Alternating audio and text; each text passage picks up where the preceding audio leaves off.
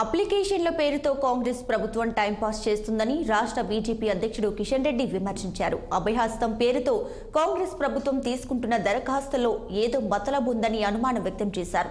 ఇక దరఖాస్తులతో ప్రజలను అయోమయానికి గురి చేస్తున్నారు. గత బీఆర్ఎస్ ప్రభుత్వం కొత్త రేషన్ కార్డులు ఇవ్వలేదని విషయం తెలుసు, అయినా రేషన్ కార్డు అడుగుతున్నారని మండిపడ్డారు. తెలంగాణ ఉద్యమకారులు ఎఫ్ఐఆర్ కాపీలు పెట్టాలా? ఉద్యమకారులు అరెస్టులు, జైలుకు వెళ్లిన వివరాలన్నీ ప్రభుత్వం దగ్గరనే ఉన్నాయి. మళ్లీ ఎఫ్ఐఆర్ కాపీలు అడగడం ఏంటని ప్రశ్నించారు. కాంగ్రెస్ ప్రభుత్వానికి చిత్తశుద్ధి ఉంటే ఎలాంటి దరఖాస్తులు లేకుండా అర్హులైన లబ్ధిదారులందరికీ పథకాలు అమలు చేయాలని కిషన్ రెడ్డి పేర్కొన్నారు. దృక్పథంతో నింపుతున్నటువంటి పథకమే తప్ప ప్రజలకు లబ్ధి చేకూరచడానికి చిత్తశుద్ధి ఉన్నట్టుగా మాకెవరికి కనిపించడం లేదు. వీరిచ్చేటువంటి 6 గ్యారంటీల విషయంలో మరి ఈరోజు ఈ యొక్క దరఖాస్తు ఫారము పెద్ద ఎత్తున ప్రజలను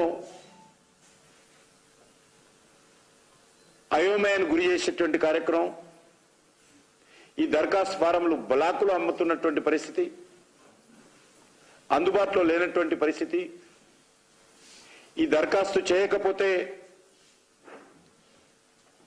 మీకు ఏ రకమైనటువంటి సహాయం అందదని చెప్తున్నటువంటి పరిస్థితి.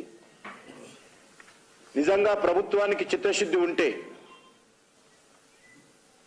మీరు 100 రోజుల తర్వాత చేస్తారా, మీరు ఇచ్చినటువంటి హామీ ఏ రకంగా నిలబెట్టుకుంటారనేది మీ విషయం. కానీ నిజంగా మీకు చిత్తశుద్ధి ఉంటే ఈ దరఖాస్తు అవసరం లేకుండానే